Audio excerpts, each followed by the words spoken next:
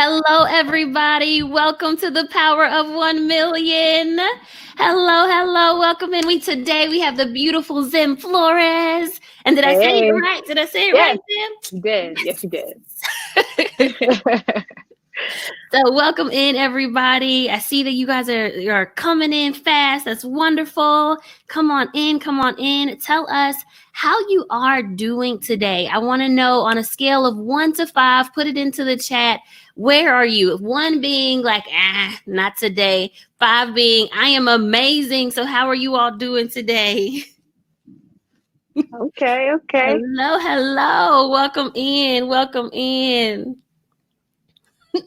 I see we're getting up to 91. Usually there's about 200 people on the call, so you guys keep coming in.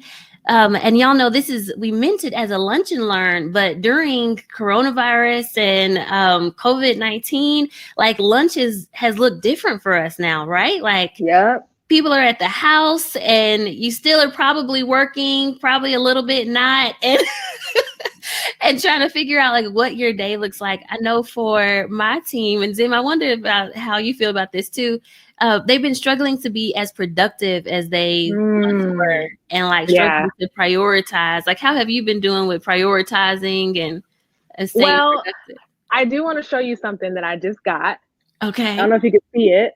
I I just can got tell it's big. a huge 5-foot whiteboard. My husband and I just went to go get it from the mail, and I'm excited to kind of chart all of the things that are in my head and organizing them. Last month was kind of like a wash, I think, Mm-hmm. for me, because I was just thinking about a lot of different things. There were a lot of nerves. That's when like all the shutdowns happened and everything. So it was really hard for me to stay productive. So now I kind of feel like I'm getting back into the swing of things and getting back into a kind of flow. But I always say that most people have a good 4 to 5 hours of like solid productivity before it's just not It's just even right. just throw in the towel, just, go sit on the couch somewhere. So I try and maximize my mornings as much as I can. And then the afternoons, I give myself a little bit more grace.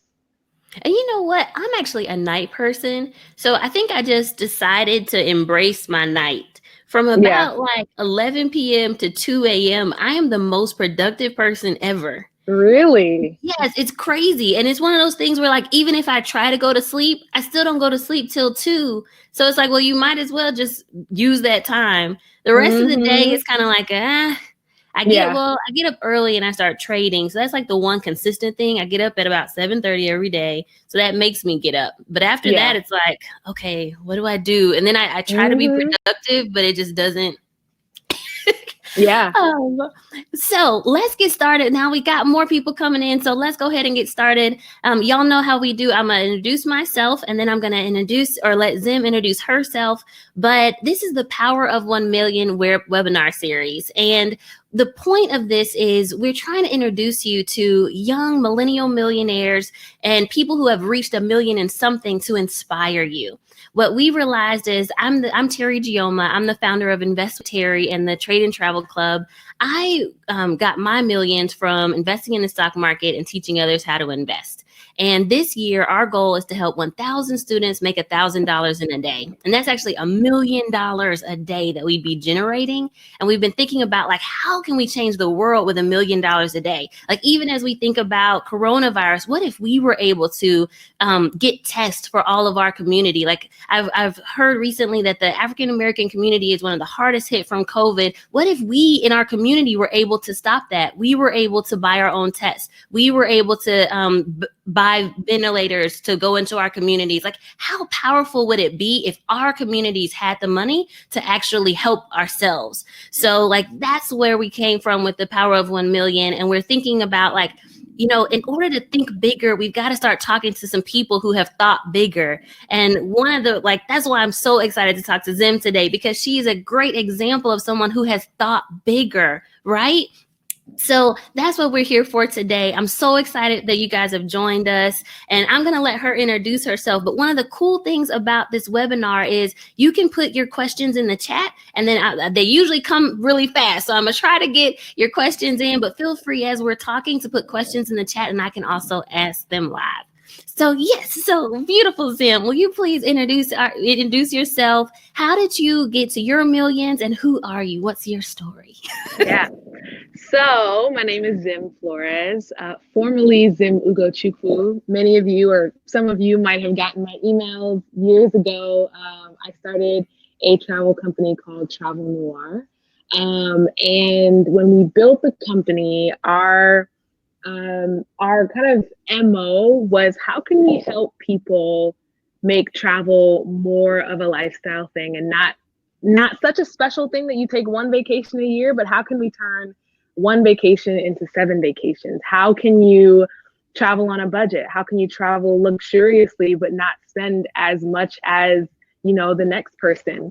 And so we started there, and I remember the first day that we opened up the Instagram account, and it took me so long to find one photo of one Black traveler. It would take me an hour to find one picture.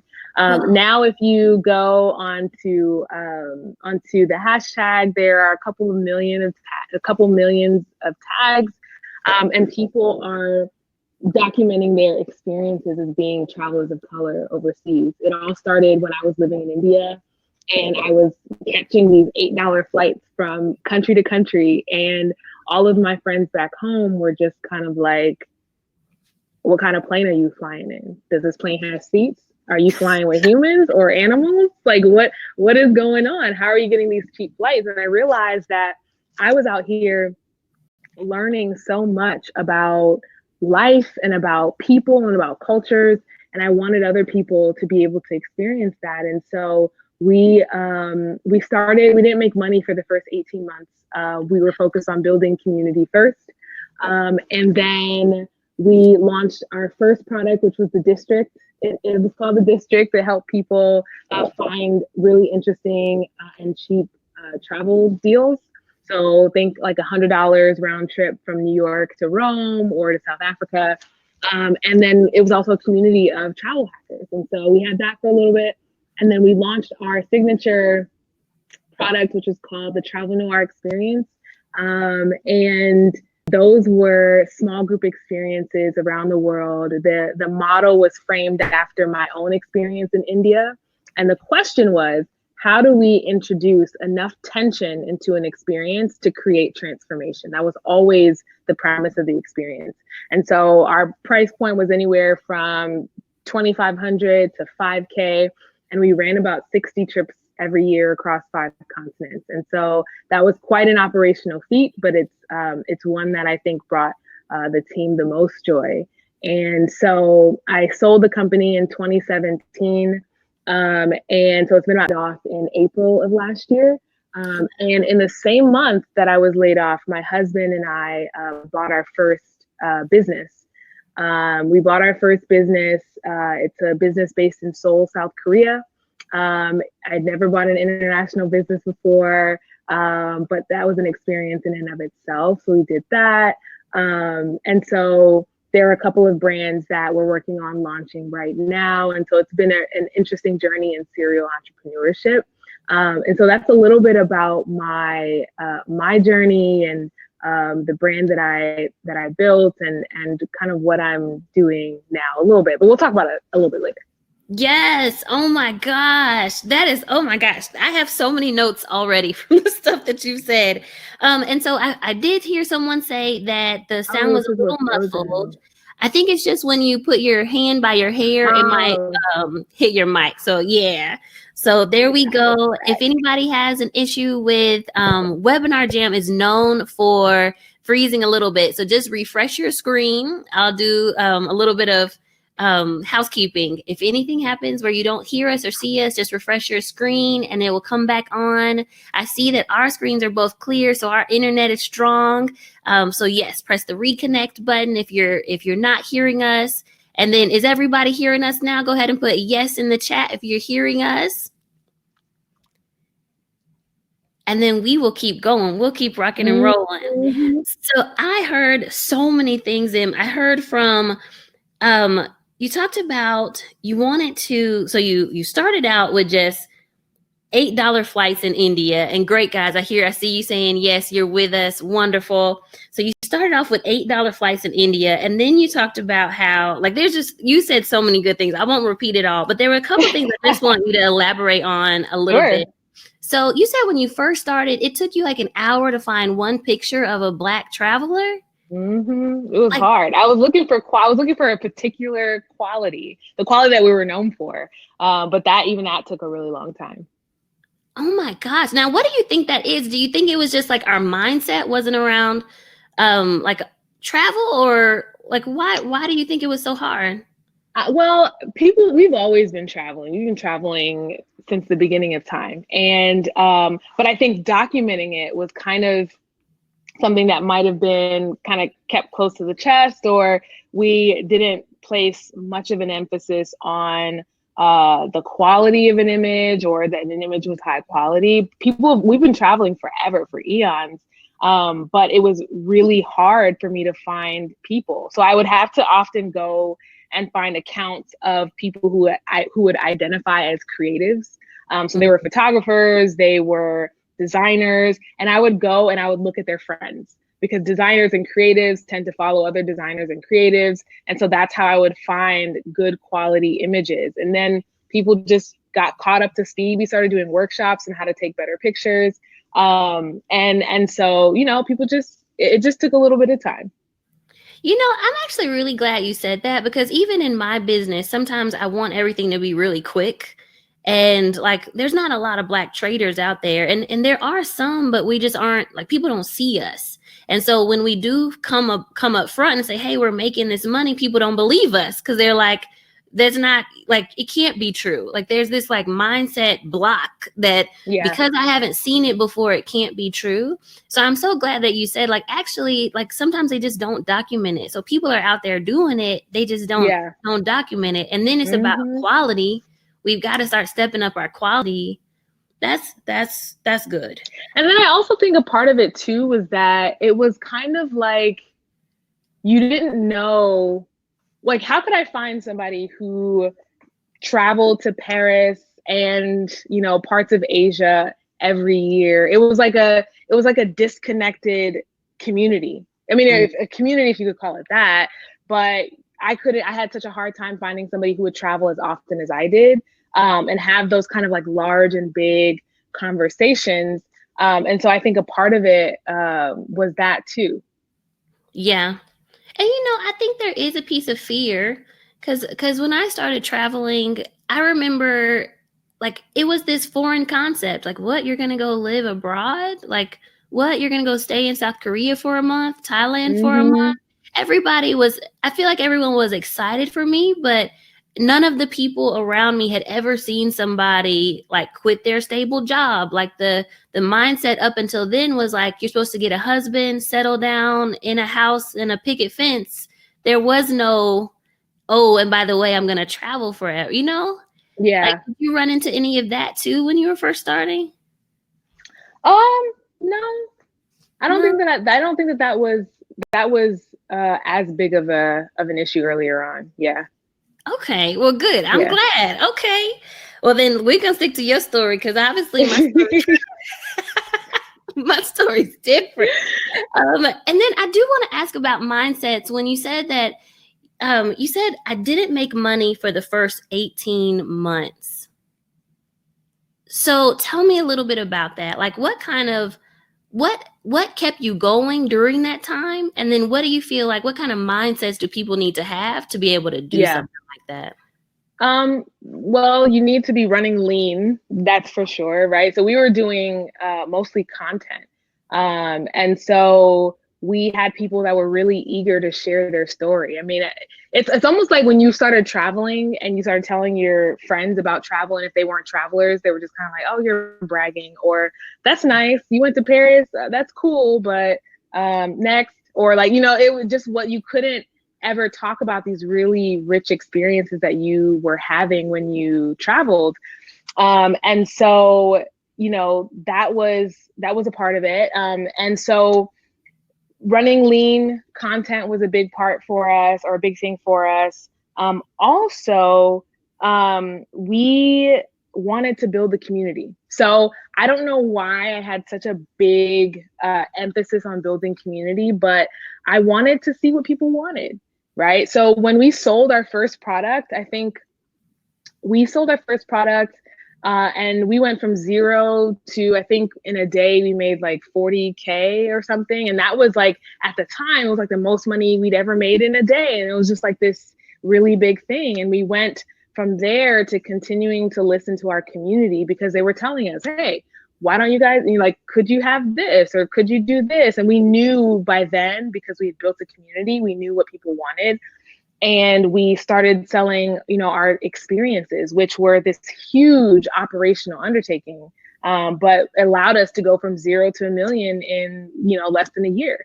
And it was all because we put a lot of emphasis on building a community for free. We were just giving value. That's all we did. Value every day as much as we could. And that built up a rapport and it built up a trust. So when we were able to sell something, people were like, oh, I already trust you. And, this is what we're going to do. Was it hard for you at first to actually sell something? Because I feel like sometimes when we're building community, it's a bit of a hurdle to then start asking for someone to pay us. Any thoughts on that? I think that, it wasn't hard for us to sell, because we knew that we were giving somebody something of value, right? We had something that we knew people wanted, and it would be more of a disservice for us not to say, hey, take this. You'll be able to fly to, Bali for $150, or you'll be able to go to South Africa for $220. If we don't show you this, or if you don't get this, those dreams of traveling different places, they may happen eventually, but you might have to pay a little bit more, or a lot more, for them. Yeah. That's something that's come up a lot lately. I was reading the comments on one of the posts that I had, and someone was like, you shouldn't have to pay for something that should be free. But people don't understand, if you really want great value, then there's a cost to it. There's a cost to anything if you want great value. Yeah. And people pay. I mean, at the end of the day, people will pay for convenience. It's like, yes, I can probably do everything that I want to do on my own, but it would take me so much time to figure out how it works, or to learn something. Or I could pay for a designer to do it, or I could pay for a web developer, or I could pay for, all of these different things, or I could spend, eons trying to figure it out for myself. There's a saying that we shouldn't major in our minors, right? Mm-hmm. We should hire against our weaknesses. And if you're thinking about people who are kind of at the top of their game, they value time because it's not something that you can get back, right? So how can I maximize my own time and delegate the things that I'm not so good at, so that I can focus on my majors, if you speak? Yeah. We actually had our last guest, I think it was Earn Your Leisure. They said something very similar. A lot of people major in the minors, and that's what keeps them from succeeding. And then we're going to switch gears in just a second, because I want to hear more about your personal identity journey too, because you're the first. Mm-hmm. Well, we've had one other person, Ankar from Teachable. He came on the show, The Power of 1 Million, and he had actually just sold Teachable. And so it was super fresh though, because we talked to him on the day it happened. Oh, nice. It went public. Yeah. So we didn't get to hear his after journey, but he had talked a little bit about we asked him, did it feel like you're losing your baby? And he's like, yeah, a little bit. And he was kind of going through that journey of what to do next. So I'm so glad that you're here, and you're 2 years out from that. So we can talk to you about it. But I want to ask one more question about what you said before. You said that you were trying to build enough tension to cause transformation. What did that mean? What is that about? So when people think of travel or trips, a lot of people tend to travel around their own comforts, right? They travel around their own comforts. They pay money to avoid the hard stuff. And when you do the travel that transforms you is the travel that actually is the hard stuff. And so we tried to think about the hard things that we could introduce into an experience so that when somebody came home, they would say, man, that experience, it was challenging, but it was something that I've never experienced before and I'm forever changed by it. So for example, in Cape Town, we worked with a lot of locals. And so instead of going to Robben Island, for example, not saying that you can't do that on your free day, but I wanted you to learn directly from the people. So we would go and sit inside of people's homes in Langa, which is one of the largest townships in Cape Town, and hear from people who lived during the apartheid, who were working during the apartheid, who were born after the apartheid, et cetera, so that we could get a firsthand experience. We talked a lot about race and culture and tension and the things that existed there. Our clients climbed Table Mountain from bottom to top, which is also another amazing experience. That was something that we had earlier on in the week so people could build rapport and they could build trust with each other. And so at the end of our trips, people became like brothers and sisters, right? You go through this experience that is beautiful but challenging. There's just enough tension where obviously it still feels like a trip that you paid for, but one that helps you see culture and see a country for what it is and not kind of sugarcoat it. And so that was what I meant by introducing tension. And so we tried to do that with every one of our experiences, which required us to know, or partner with locals who knew the history of the area. Wow. Oh my gosh. Like somebody, I saw someone on here say that's just like life. Like you're going to learn the most from the tensions of life. And I totally agree. Like even as you think about this, Zim, like I was trying to think of a scripture and I couldn't really think of one off the top of my head, but do you feel like that's kind of like biblical too? Like we learn a lot from the hard times. Oh, of course. There's a scripture, John 15, it talks about being pruned, and that God prunes the things that are even growing. I'm paraphrasing, but he basically prunes the things that are already blossoming so that they can blossom more abundantly. And so it's like, I have this thing that's going so well, and God is like, pluck, because I know that there is something else that's going to grow even bigger from this thing that you had. And so for sure, growing from the hard stuff, life, #life. Right? Yes. #life for real.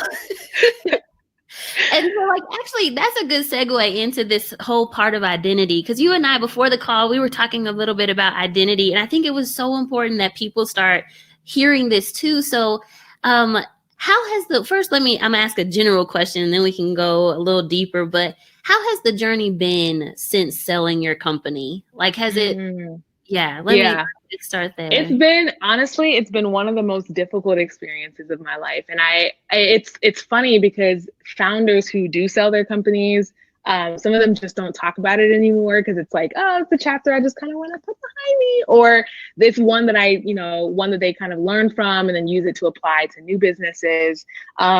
But for me, it was hard. It was really, really, really hard. I'd never sold a business before. Don't come from a family of entrepreneurs. I did have some friends who did sell their businesses, so they were able to kind of talk me through it. But one of my friends, he sold one of his businesses for I think $90 million. And he said that he started like 12 or 15 companies, and he, pretty young, in his 40s. And he was like, the easiest deals that I've done in terms of selling my company has been selling it and walking away, because the process of going through all of the changes or all of the undoing of the things that you've done is probably even more painful. And so for me, after selling the company, I had to deal with all of the changes that were happening. And, when you're not steering the ship anymore, you're just not steering the ship anymore. There's nothing that you can do. It just is what it is. And so all of these changes were happening. And at the time, I was the voice of the brand, right? So when I had Travel Noire, I was the voice of the brand. You got my emails, you know, you know, it was what it was. And so after selling the business, when all of the changes started happening, people would often look at me like I was the one making the changes, and it wasn't me. And so that kind of went on for about 18 months. And then I was let go at the end of April. So it's like coming on to a year. But it was a blessing. I learned a lot about people. I learned a lot about, you know, I was a W-2 employee again, right? So came in W-2 employee, and it just reminded me of why I kind of left like W-2 employment in the first place. And not knocking anybody that's doing W-2. Like I think that everybody has their own journey and their own path. But for me, I was reminded why it just wasn't for me. And so when I left, I had this new baby that I had to take care of, you know? And so that was something interesting in and of itself. Man. Oh man. Yeah. So yeah. And I feel like all of us can relate, because we've all had something in our lives that we were really connected to, really invested in, that we had to give up, no matter what it is. Yeah. And then you have to figure out, well, what's life after that? Like I can even imagine someone like after a divorce or after leaving. Like I've been laid off like 3 times, and well, not really. I've like, you know, semantics. I consider it like we separated ways with my past jobs. Like sometimes one of them I left, another one, like I guess technically that was a layoff. I don't know, but still I felt invested in it, and then it ended. So, and a lot of times it was something that I had like really put a lot of work into, and then all of a sudden it was gone. So how did you? I know this was kind of an issue for me. I wonder if it was one for you. Like, how did you identify yourself after it was gone? And like, how did you separate yourself from the company, like your identity from the company? It was almost kind of like, it was almost forced, I would say. And I'm glad that it was that way. It was hard. Like, you know, Travel Noire was born out of my apartment. I infused it with the culture that our team had. And it was the hardest thing. My whole identity, everything that I identified myself with was in that company. So when the company started changing, then I felt like I wasn't enough. I just felt all these random feelings that I was like, hold on, wait a minute. I'm supposed to be the one that won, right? I sold the company. I like did this thing. But I felt all of these waves of emotions because my identity was tied in something that was changing. And so I had to recognize and re-ground myself in the one thing that I knew would never change, and that was God. And so when I started making that shift from taking my own identity in my business, this thing that I built, to really centering it on something that was unshakable, that's when things started to change and shift for me. So I would go from being so upset that something was changing that our team spent so much time and energy into, to saying like, okay, that's the decision that was made. There's nothing I could do about it. How can I, you know, best move forward? And so it's just kind of like this constant going back and forth and back and forth and back and forth. It was challenging. But I think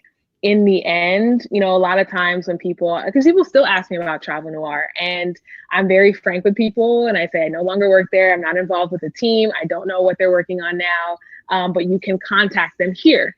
And I think that that's been it's been a hard thing, I think, in the beginning to do, because I'm like, I'm not a part of it anymore, but you could go talk to this person, or you can do that. And so now it comes much more natural, where I'm just like, yeah, not a part of the team, don't know, you know, I don't know what they're doing now. I'm not involved. But if you do want to get involved, here's where you go. Yeah. And FYI, guys, well, actually, I want to see in the chat, is this resonating with anyone? Because I feel like right now, especially with what happened with coronavirus, a lot of people, your reality changed in an instant. So like you've all of a sudden been coming under all these different changes, and some of us, if anyone was willing to be honest in the chat, let us know. Some of us are struggling in this very way. Like all of a sudden you're dealing with all these changes that you didn't orchestrate, and now you're trying to figure out like how do I identify myself? Like maybe if you thank you, Akil, you're like, yes, ma'am. Rashonda says, yes, this is gospel. Emma says, yes, this is great. Like all of a sudden, like your world is changing. And it might even be that like I can't even imagine somebody who you built a business forever, and then all of a sudden someone says, well, your business is not essential. And now all of a sudden you gotta like things are changing and you don't have control anymore. I wonder in Zim, you pulled out the John 15 super fast. So were there any scriptures or things that got you through during this time? I think John 15 was one that I really clung to because I recognized that, you know, even though this thing was really fruitful, I knew that there was something more. And that was a scripture that I was like, all right, God, I'm gonna take you at your word.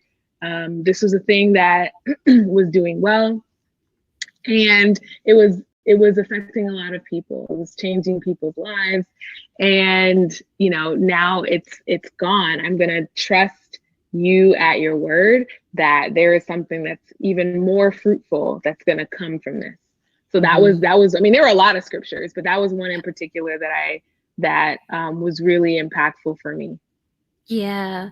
And what's the one that says, I think it's like, I knew you before you were born. I created you, for such a time. I knew you from your womb. Yeah. There's, that you were created for such a time as this. That's Esther. I mean, there were a lot of, scriptures that I kind of clung on to during that time. It was a hard season. It was just like, oh God, when is it gonna be over? It was part God, when is this gonna be over? But all right, keep me here for as long as you need to teach me something. So yeah. I wonder about like how did you keep your character? And so thank you. Hey, Trinae put in Jeremiah 29:11. Yes. Psalms 139. Yes. Jeremiah 29:11 is like, I've came to prosper you. Some dang, I wish I had, man, why can't I got my Bible open. One of the other questions I have for you and what I wanted to tell you guys is like, we're definitely not knocking Travel Noire. Like Zim, because of what you did, like I actually am doing a workshop, a webinar for Travel Noire tomorrow. And although you're not connected anymore, had you not started it, like there wouldn't be this opportunity for me now. So like what you did is like you started a movement. And I even remember back in the day, like wanting to be in Travel Noire and trying to figure out like, how do I get in? And I was trying to find folks who were in it. And I was like, can y'all introduce me? Like, can I get it? Like, so it's like, it has changed the world around Black travel. So like, we're not knocking it. We're just talking about like our stories and Zim's story to like free some people. Right. So one question I have is, so when you were in this difficult season, how did you still have a good character? Well, because I was learning listen, this is what I tell people. It's the testimony is the beautiful part. It's the walking through the valley that's not. Like when you come out of it, you're like, oh, I knew that God was going to do this thing. But in the valley, you were like, actually, I'm hot. I'm tired. I'm sweaty. I'm like, I hate this. This sucks. And it was the same thing for me. I was learning and it was hard. I probably hurt some people's feelings. I got my feelings hurt. It was like a tussle. And now looking back on it, it's easy to say like, oh yeah, I always knew that this, X, Y, and Z. But the reality is in the moment, I probably was a little snarky. I probably said some things that I regretted. There were times where I was so upset about something, like maybe like a design thing or like something. And I knew who I was inside and I knew who God said I was, but it was like more important for me to say what I needed to say then or like whatever. And so my character was being developed during that time. And I think that you grow from stage to stage. So if your character is like, you know, you're doing a little one too much, it's okay. God will grow you. And he will, it's like going from here to here, and then from here to here, from here to here. And so I don't look back and I'm not like, you know, I sucked during that time, but I will definitely say that God used that season to really grow and mold and shape my character around, all right, you don't got control anymore of the shit. Before, when you had your business, you had control. Now you ain't got control. How you gonna act? Right. And so it was a lesson in shaping me and preparing me for a world where maybe I didn't have control in all areas of my life or like whatever. And so that was a very real kind of character forming season for me. Man, if you were talking to someone right now who was kind of about to go through the same thing, what advice would you give them? As in like selling a company? Selling a company, or even like having to go from being their own boss to now not being their boss anymore, like maybe going to a W-2, like just a transition. Oh gosh, feel the feelings, know your identity and root yourself in that, because the way that them seas be changing, the way that the ocean tides be rolling, if you're not grounded in something, you will get swept left, swept right, swept up, down. Every emotion that you can feel, people probably think you're crazy. Like they will probably think like she was just happy a second ago and now she's angry and now she's depressed and now she's feeling all these different things. I would say to root yourself and ground yourself first and foremost, and let the things that change around you change. They're always going to change. That's something that I wish that I really kind of held on to during that season. Yeah. I've been trying to not struggle, but I've been learning that lesson too. Like I've been going from like when I first was building my business, it was all me. Now I have a team and I'm trying to like give up some of my control. I know it's not exactly the same, but like even the decisions they make, like it's very easy to go in and be like, no, I wouldn't have done it that way, or this doesn't look very nice, and me be upset all the time. But I realize I'm gonna have to choose. Do I want to be mad all the time because I'm editing their stuff and having to like go and rework it, or am I gonna let go? Because honestly, if it was just me by myself, I wouldn't have had time to do all this anyway. So like that release is a decision. I feel like sometimes we just got to learn to make that and be like, I'm not going to have control over everything. Absolutely. Absolutely. Yeah. And you see that happening right now with folks who, I mean, the decision was made for them. Close your business, right? You had a business, close it. It doesn't matter. Like, you know, and obviously for reasons outside of our control, that's what's happening. But people are learning their own character in trying times like this. So yeah. And I do like, this is random, but I feel like someone on the call needs to hear it. Like when you're going through a situation like this and you're at home, the only people you can lash out on are your family. But this is not the time to lash out on them. It is not their fault that things are going wrong. It is not their fault that like you lost money. It is not their fault that we are stuck in our houses. It's not their fault that there's coronavirus. Even if people are passing away, it's not their fault that somebody got sick. So this is not the time to take it out on the people that are closest to you. Yeah. I saw something like, yeah, feel free to talk on it, but I saw something that was like abuse is going up right now. And like that's been like weighing on my heart. Like you can't take it out on the people that are close to you and then they don't have nowhere to go. They can't leave the house. Yeah. I mean, it's a really tough situation, I think, for a lot of people. And it's allowing people to identify idols in their own life, right? Like if you're waking up in the morning and the first thing that you're reaching for is your phone, or if you're waking up in the morning and the first thing that you're doing is, you know, binge watching the entire season of Game of Thrones, or like whatever, I don't know, but or Tiger King. It's allowing us to confront these idols and things that we've built up in our own lives that are more important than the important things, or the things that we say. So it's really like, what are you saying and what are you doing? What are those, and how are those two connected or disconnected? It's true. It's so true. And it's 12:40, so keep putting the questions in the chat. I'm gonna start going to your questions in just a second, but I do want us to transition now. So you went through this transition of giving up your baby, and now you've turned the corner and started pivoting.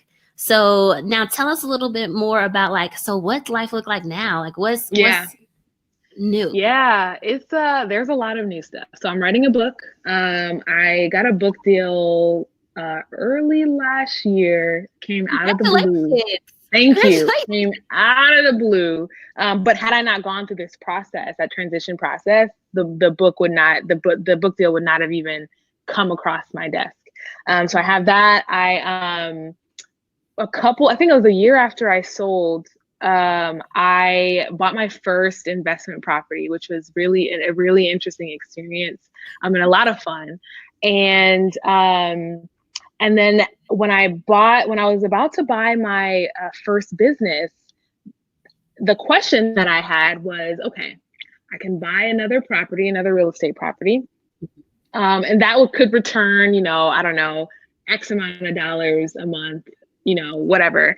Or I could buy a business and grow it as much as I want exponentially. And so I thought to myself, okay, what does buying a business even look like? I've never done it. I know people that have done it, but they've gone a much more traditional route. They've hired brokers. It's just like a different thing. So, you know, again, in the same way, in the same vein as Travel Noire, I was like, okay, the path doesn't exist, but there's something here. So let me go out and figure it out. And so there was a girl in South Korea. She went to Carnegie Mellon, and she had started this business in Seoul. And it was like part drop shipping, part e-commerce. And the back end operations model was something that I'd never seen before. And I was like, I have to have this company, sell it to me. It's going to be amazing, yada, yada, yada. So my husband and I, we flew to Seoul, and we closed the deal. We closed the deal on the same exact day that I found out that I was getting laid off. And that was another blessing. It was the craziest thing, right? It was the craziest thing. And so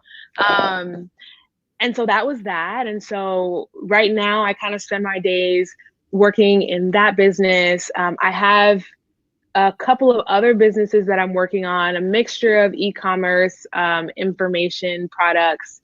And I will say that one of the things that I've been really intrigued by is this concept of hush money. And hush money for me has been, because I was the face of this brand of Travel Noire, and everybody knew everything. We were very open with like, all right, this is, you know, how much we made with, you know, X or Y or Z, or this is how much we've saved or whatever. I wanted there to be a concept of like not having to tell everybody all the different revenue streams that you have, because there is this really interesting trend.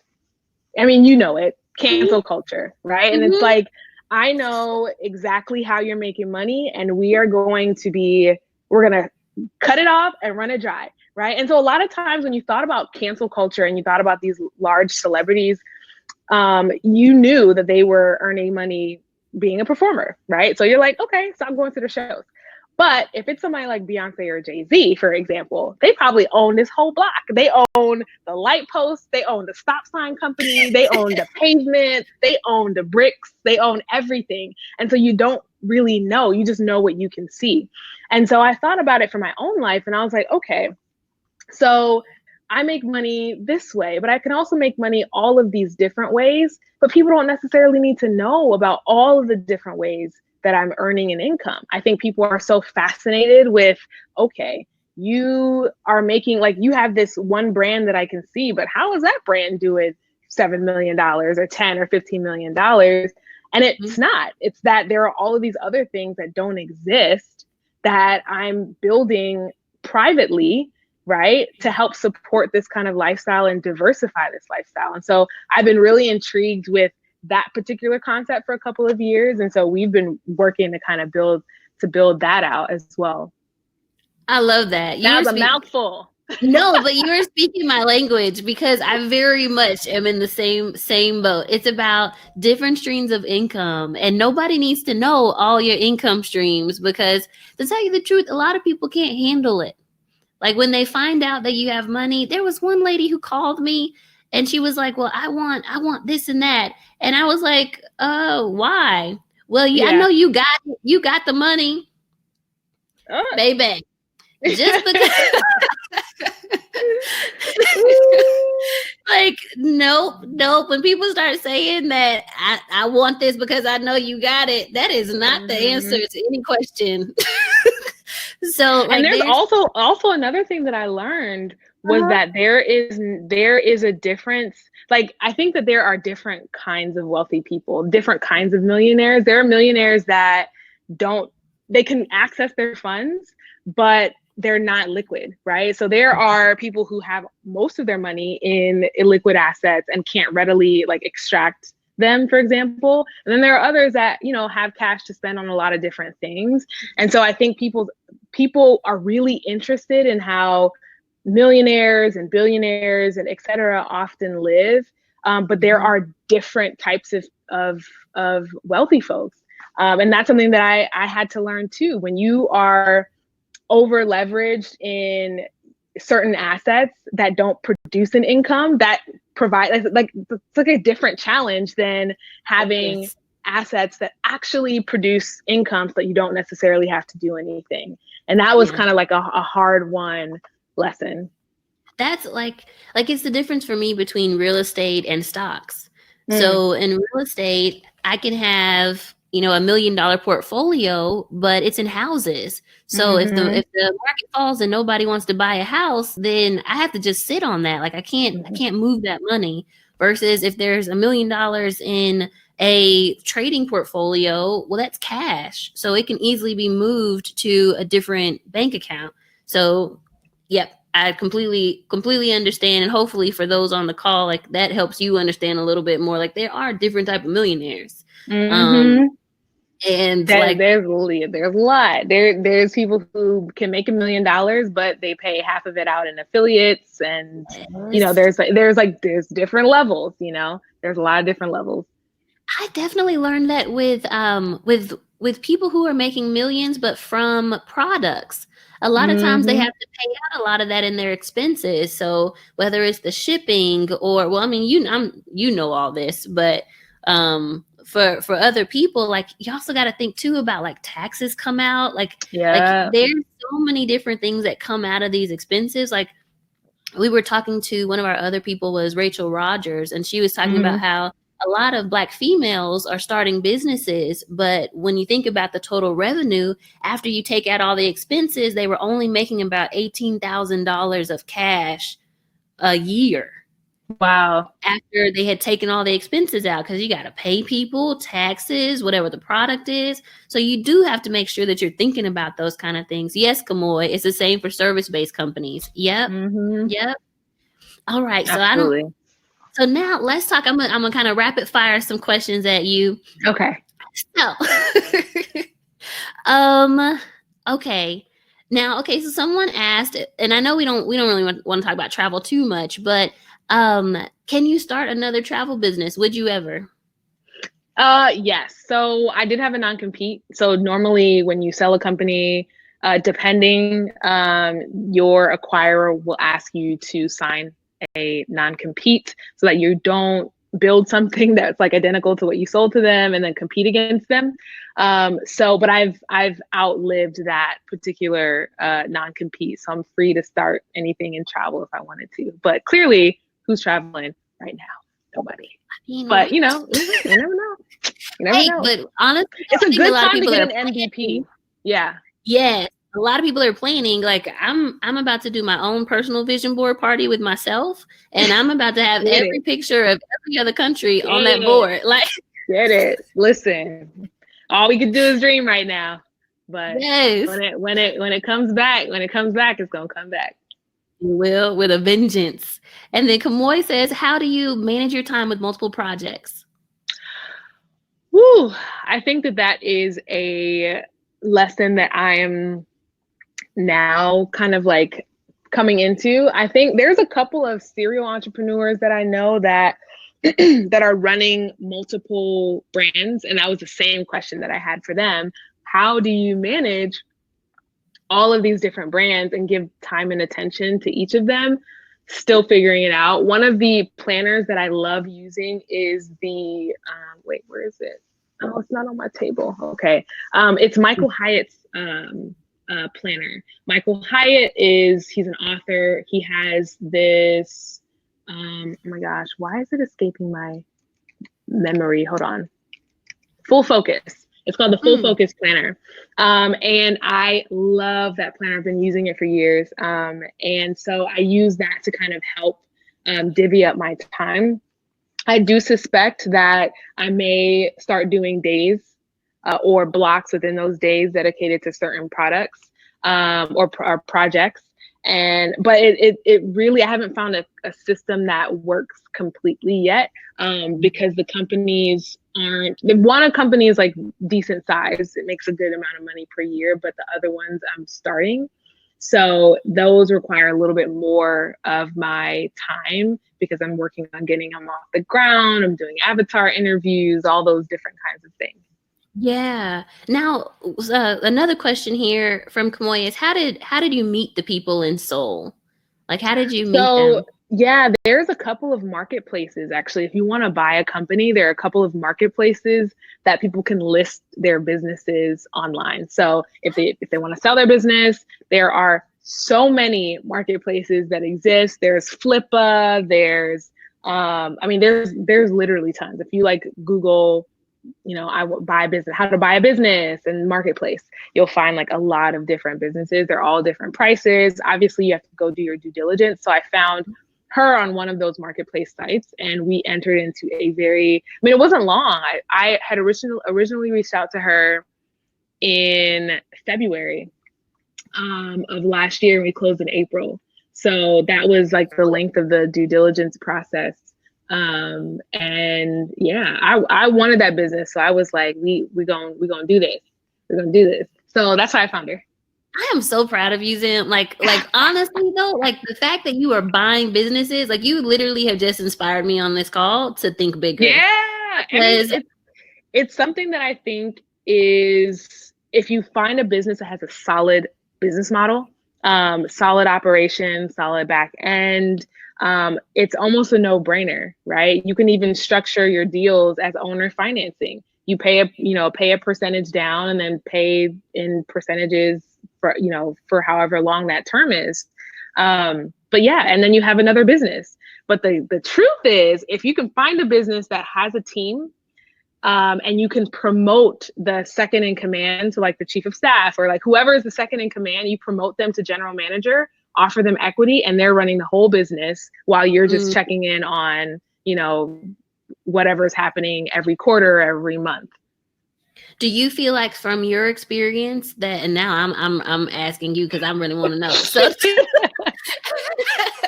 do you feel like from your experience that you would not keep on the person who started the business?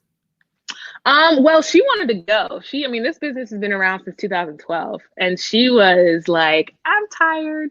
I'm ready to go. Just give me my money and let me go. She's always around for answering questions. So if I need anything, she's always around, but she wanted to go. There are people that want to stay in their business, but keep in mind that if they want to stay in their business, they're probably going to be very rigid in terms of like, if you want to change something, because they're the founder, they started it. So a lot of times you're looking for owners that are, you know, on their way out. They want to do something different. They just need the extra cash to start off their new project, etc. Man, now I got my trading hat on. I'm like, okay, so at this time, there's a lot of businesses not doing too well. You probably can get some businesses on the cheap at the moment. You could. So you this would could. be to start looking at some businesses instead of a business. I mean, instead of a house, buy a business. There you go. There you go. Wow. And then I'm looking at questions. I want to make sure that we rapid fire before we end. Any other questions that you guys had? I love that you all were putting scripture in the chat. That is such a blessing to my spirit. And then Mercedes says, do you typically buy a company with liquid cash or a loan? I think she's asking about companies. So you can do either way. We did cash, but SBA actually offers acquisition loans up to $5 million. So if you wanted to, you could acquire a business with no money down, depending on how you structured the SBA loan. It's a little bit more complicated, but it's possible. And yeah, so there's a lot of funding sources out there if you want to acquire a business. Oh my goodness. And y'all, just FYI, like, yes, the economy has come down, but there is so much stimulus money out there. Like, I want you guys to not be afraid to take advantage of it. Like, if they approve, they're going through the Senate right now to approve more small business loans. So, like, at least try to get it. Like, you can return it like Shake Shack did once they got their $10 million. But don't be afraid to try to get some of the money that's flowing out here from stimulus, because this is the type of thing that you can actually do. Like, we got to start thinking bigger. Everybody is not struggling right now. There are a lot of big things happening and money moving during this time. Truth. You know who's winning right now? Visa. Anybody that has those residual charges, like Visa, who's taking a percentage off of merchants, every transaction, they never have a downturn. They're always consistent because people are always buying something. One question I did see in that chat was people were asking me why I sold. Why did you sell? Like, why did you sell? You could have held on to it. I sold because I felt like God was telling me to sell. That was the reason that I sold. A lot of people, when I would tell them that, would look at me like I'm crazy. Like, oh, you got this successful company and why not wait it out and ride it out? But what I've learned is that partial disobedience is still disobedience. And if he was trying to get me off that thing, I'd let it go. There's something better coming. And so that's why I sold. I've written about it. I've talked about it. But yeah, I did see that a couple of times in the chat. Yes. Oh man, I think that's a good note to end on. Are there any other things that you just want to tell the audience, or you think they should know or hear? I think that, you know, people really want a path, right? People are really seeking a path to move forward. Oh, if Teri did it, I know I can do it. If Zim did it, I know I can do it. If so-and-so did it, then I know I can do it. But a lot of times when you have an idea for something, there may not be a path that you can, you know, walk on, but that shouldn't stop you from trying, right? It shouldn't stop you from saying, okay, what can I do here? Or what's interesting about this? It shouldn't stop you from asking the questions. And so I think for people who are like, I have an idea for something, but I don't know anybody who's done it before. It doesn't matter. Okay. It does not matter. There's nothing new under the sun anyway, right? So if you know that there's nothing new under the sun, somebody has done some kind of variation, but things are just a mix of each other, right? It's just like, oh, you have this, like, look at this, for example.